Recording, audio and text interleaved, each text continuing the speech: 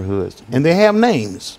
And I just did a thing with one of the stations talking about the charter schools, and all these things are prepping for this new neighborhood type of system that's in place. But what is actually happening is it's sending poor people onto a reservation. It's almost like the Indians, as far as I'm concerned, because there's no new development for poor people. We did have to move there at Casey, but fought it off with the support of the NAACP, that they came back with a thing called RAD. And with that RAD, no one has to move, but we moved from Casey to Casey. But that's not the case in a lot of cities with where HUD is giving the property to Housing Authority. Folks is having to move and don't have anywhere to go. And so, Pastor, what we're saying here is that some of the policies that have been followed dealing with housing has led to the removal of a large number of individuals who might have been in public housing, but now they're no longer in public housing, and so they're in a real sense almost on the street. Talk about it from that perspective. There's a new homelessness out there that exists now as a result of Nashville's growth. You know, I mean, I appreciate the positive side of the growth of Nashville and everything with all the development.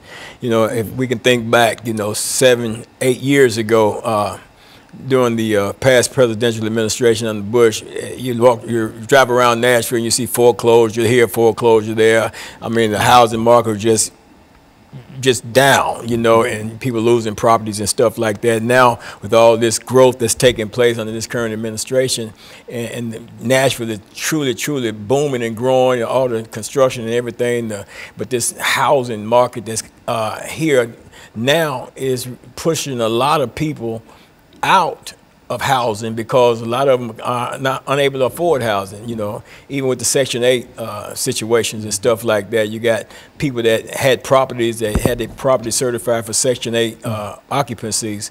Now that all this growth is taking place, some of these homeowners are taking money, as Mr. Zirker had alluded to earlier in our conversation before, and taking monies and renovated their properties, what I'm trying to say, and as a result of that, they're getting market value for the properties, and so the people that would have normally rented those properties under Section 8, they're unable to find it. And I work with the homeless, and I've experienced people with certificates, Section 8 certificates, but cannot find housing. For the price of those certificates that they have. Yes, absolutely, because so many, you know, the housing market is just so high right now, you know.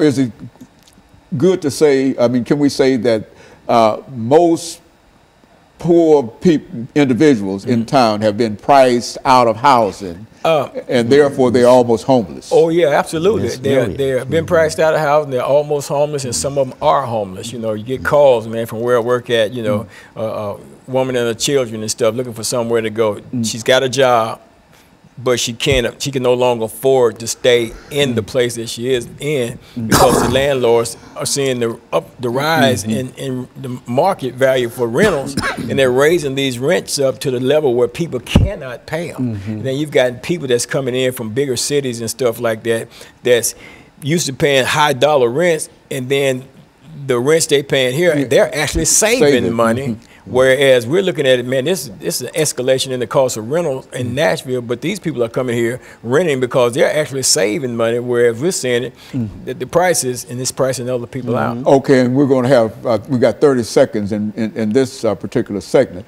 But when we come back, Mr. Zirker, what we want to do is look at some of the proposed solutions to some of the issues that we have, and we'll have 10 minutes to deal with that. But we're going to start with you, and anything that you have or your knowledge in terms of how we might be able to deal with that, this is when we want that information to come out. And we'll be back with our audience following this very, very short commercial break.